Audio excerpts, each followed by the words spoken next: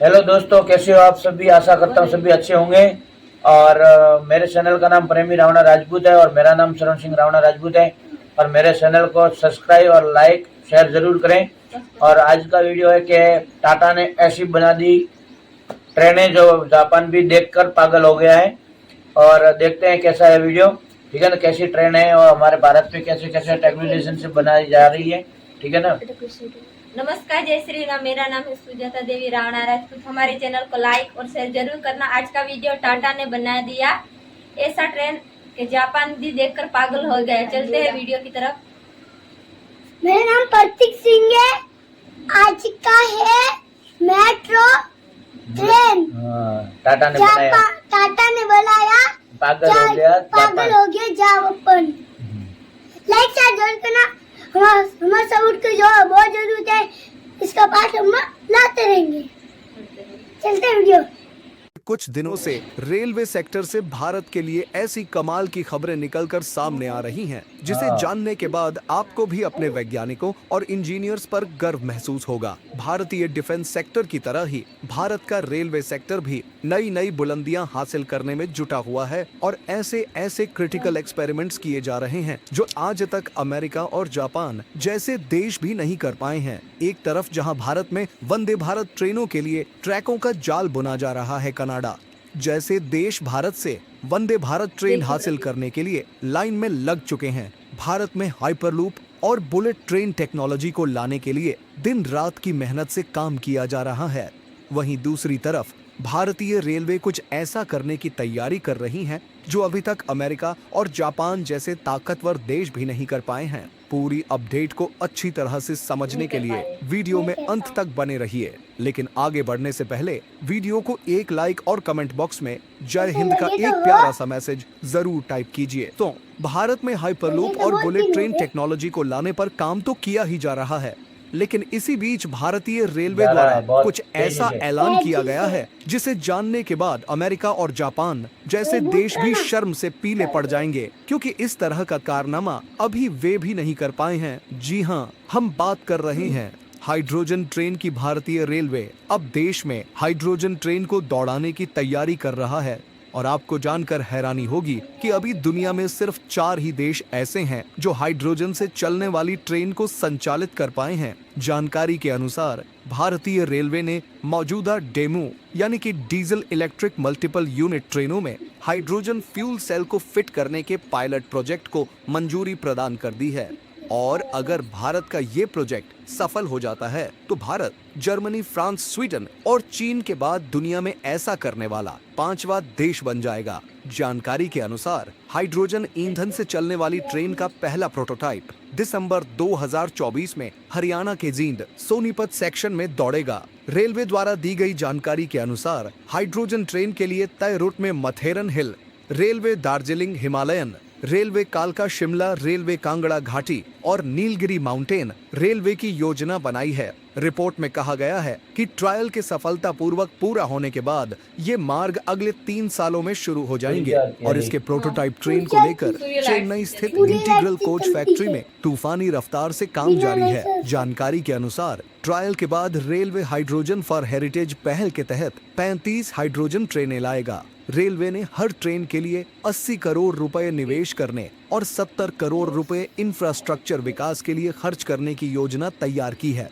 यानी कि भारतीय रेलवे चाहता है कि जल्द से जल्द किसी भी कीमत पर भारत में हाइड्रोजन फ्यूल से चलने वाली ट्रेन दौड़ने लगें।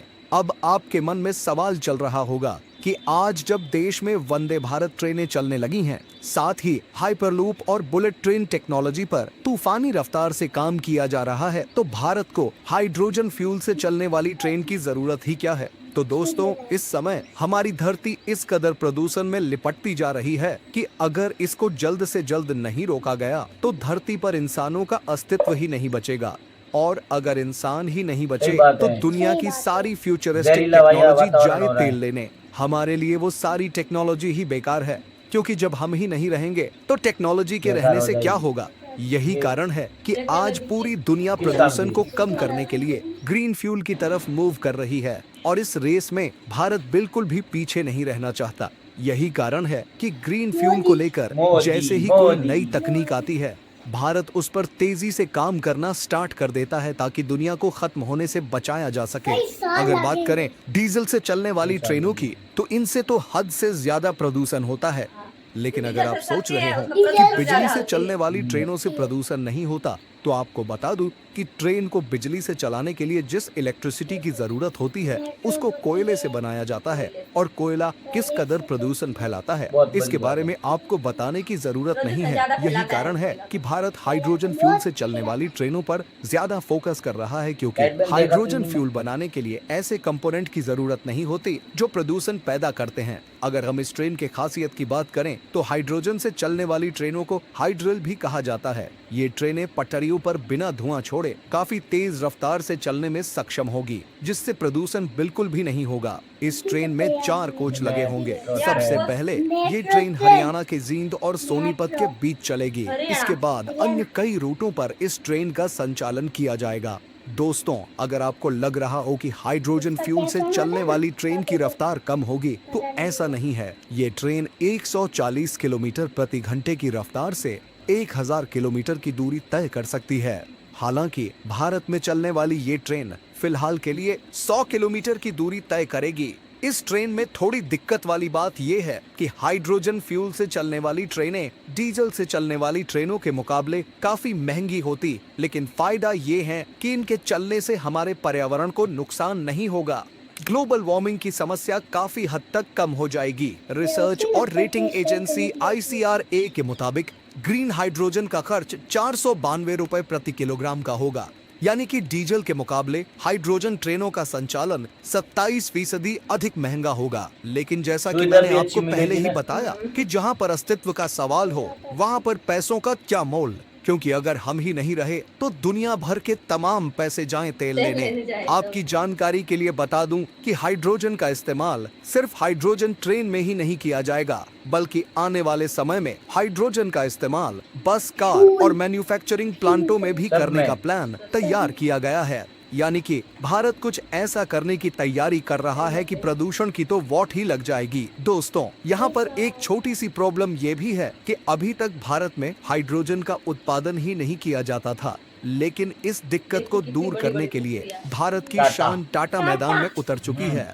और इसको लेकर एक प्लांट सेटअप करने जा रही है। और यहाँ से प्रोड्यूस होने वाले हाइड्रोजन का इस्तेमाल न केवल टाटा स्टील कंपनी द्वारा मैन्युफैक्चरिंग करने के लिए किया जाएगा, बल्कि यहीं से भारत की अन्य जरूरतों के लिए हाइड्रोजन फ्यूल का उत्पादन किया जाएगा। जानकारी के अनुसार इस प्लांट को सेटअप करने की लागत लगभग 27,000 करोड़ रुपए के आसपास होगी। ऐसी खबर निकलकर सामने आ रही है कि इस प्लांट द्वारा जिस हाइड्रोजन और अमोनिया को प्रोड्यूस किया जाएगा, उसको भारत के लिए तो इस्तेमाल किया ही जाएगा, लेकिन इस कंपनी द्वारा अमोनिया को इंटरनेशनल मार्केट में एक्सपोर्ट भी किया जाएगा। यानी कि भारत अब हाइड्रोजन ट्रेन तो चलाएगा ही, साथ ही दूसरे देशों को भी हाइड्रोजन की सप्लाई की जाएगी। यानी कि भारत की तरक्की भी होगी और भारत दूसरे देशों से इनकम भी जनरेट करेगा। तो दोस्तों, इस वीडियो में फिलहाल के लिए बस इतना।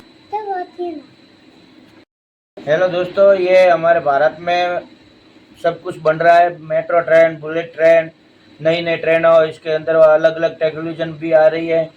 तो हमारे 2030 तक मोदी का सपना है कि भारत में हर जगह पे कोई विकास ही विकास हो और हर रफ्तार से चले और दुनिया देखे हमारा सिक्का का कितना मजबूत है और दुनिया हमारे को सलाम ठोकने के लिए तैयार है। और हमारे यहाँ पे बोले तो टाटा जी ने इतने टेक्नोलॉजी से बुलेट ट्रेन है, मेट्रो ट्रेन है बना रहे हैं, तो पटरियाँ भी बिछा रहे हैं और तेज़ी से तेज़ रफ्तार वाली गाड़ियाँ बना रहे हैं, ठीक है ना, बाइक से लेके हवाई जहाज तक, ठीक है ना। और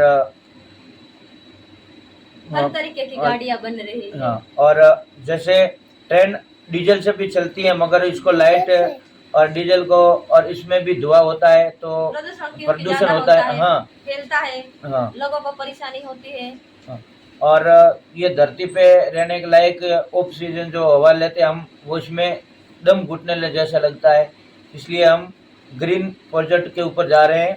हमारा मोदी जी का सपना है, ठीक है ना, अच्छा लगता है और काम हो रहा है, ऐसा नहीं कि नहीं, काम बहुत तेजी से चल रहा है। और वीडियो अच्छा लगा हो तो लाइक शेयर ज़रूर करें, और हमारे चैनल पे नए हो तो आप सब्सक्राइब करें और बेल घंटा दबाएं तो आप कोई भी वीडियो आप तक पहले पहुंचे। मेरा नाम प्रतीक सिंह, लाइक शेयर जरूर करना, इसका पाठ हम लाते रहेंगे। ये बुला रहा है ना सब, ये मोदी कह रहा है। हाँ, मोदी बना रहे हैं, है ना, सही बात है। और नए वीडियो में हम मिलते हैं, तब तक के लिए जय हिंद, वंदे वंदे मातरम। मातरम। इसका पाठ लाते रहेंगे। धन्यवाद। धन्यवाद।